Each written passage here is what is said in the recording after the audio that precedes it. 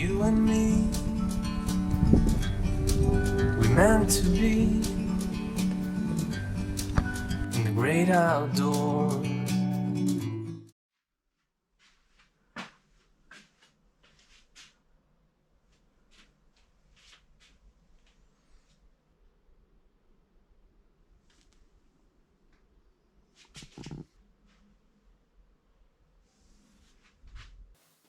I've been tidying my garage up today, going through a few things, and I thought I'd just make a little video and just to tell you how I got into hiking and backpacking all those years ago.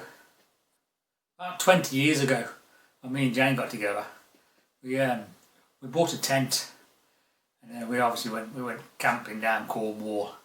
We had a great time really, and then we thought, oh, it's a bit, don't know about camping, but we ended up buying a trailer tent, and then we took it to Windermere. I remember going up in the car, and Jane says, what are we going to do? The Lake District for 2 weeks, 2 whole weeks?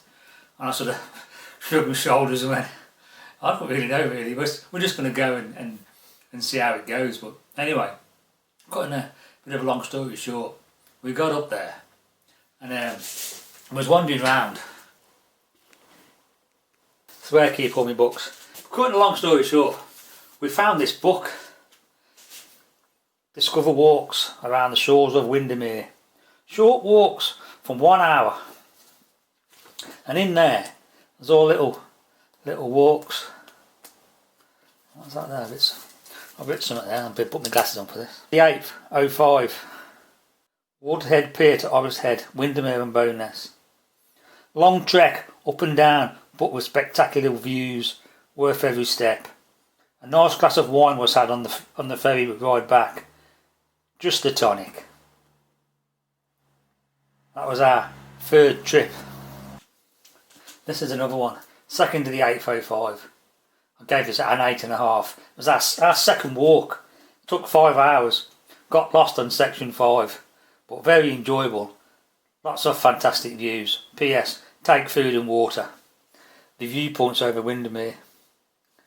We must have got lost there. Look, at the gate, keep left of gate, keep going, don't go through gate. I think I'm trying to say there, don't go through the gate. So this little book here started it all off all those years ago. After that first year in the trailer tent, we bought a caravan then, and we spent sort of the last 15 years going up every year for 2 weeks in the summer. And to think, we thought, what we're going to do for 2 weeks, that very first time. And here we are, we're still going now. But, carrying on, we decided to do the 3 peaks the one year. I'd already done Scafell and Snowdon already a few times, but I'd never done Ben Nevis before. So, and Jane said, oh, well, ask my sister. So we asked Jane's sister and her brother-in-law, and they said, yeah, great. So we booked a week off, and we thought, we'd do Scotland a couple of days, could be a couple of days, down into Wales a couple of days. And that's what we did. But on the way up to Ben Nevis, I can remember seeing all the hikers with the big backpacks on, the waterproofs, and I'm thinking, oh, the poor buggers. But also thinking, that looks a beautiful hike. You could just see for miles. So we did Ben Nevis, we had a good time, and we carried on and finished the 3 peaks. But it wasn't until I got back home that I found out that what we actually seen was the West Island Way. And I said to myself, I'm going to do that. And obviously Jane had seen the walkers as well, and said that's beautiful. And she wanted to do it as well. So me, Jane and Holly, the daughter, we got all set up and off we went on in 2018.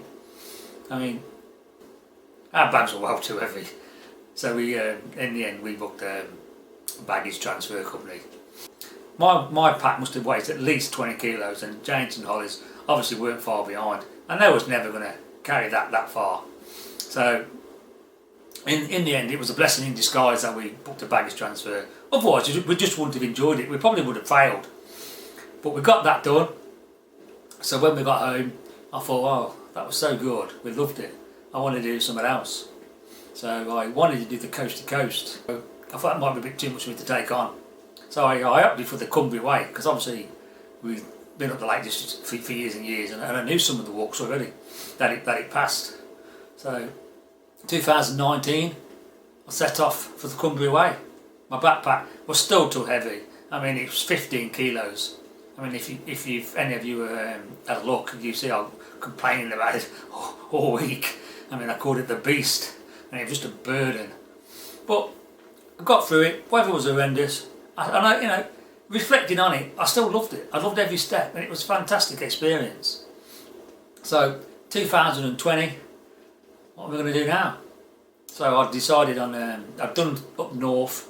I've been Scotland.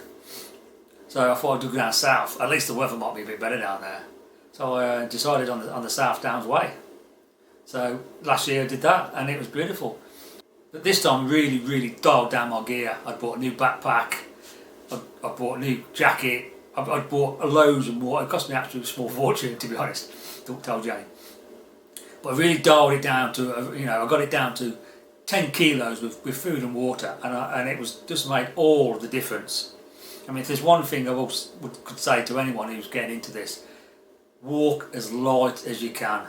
It just makes for a much better experience, I think. And that's where I am now. I mean, I've done the South Downs Way. My next hike, I'm hoping to try and get in the. It's probably not a very well-known trail. It's called the Heart of England Way, and it's not far from me. It's about 3/4 an hour from my doorstep. It's 102 miles. Starts in a little village called Milford Common, and goes all the way down to Broughton on the Water in the Cotswolds. So that's my next hike. I've planned it. I'm ready. Just got to wait for the go-ahead. Hopefully it's, you know, early May time we can get on that. And then from there on, I'm hoping to get onto the coast to coast this year, but I've got a sweet talk with Jane. And that's where I am now. So I hope you enjoyed that, my little insight to how I got into backpacking. If you want to, drop some comments in the bottom and let me know how you all got into backpacking. See you later, guys. It's so beautiful, you and me. We meant to be in the great outdoors.